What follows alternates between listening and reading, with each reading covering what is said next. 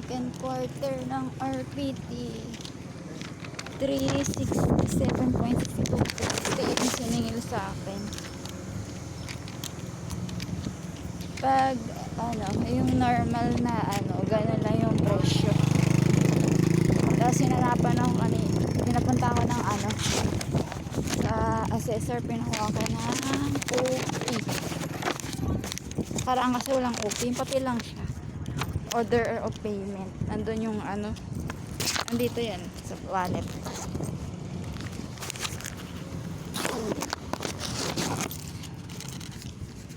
Nila-round up na nila 367.62. Pagbabayaran mo 3.68.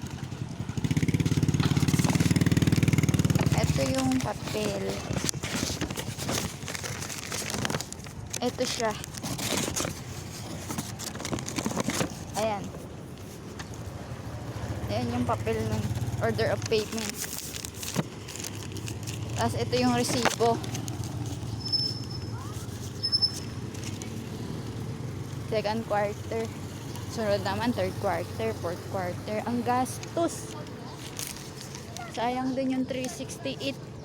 Grocery din yun. Tapos babayad lang natin sa tax.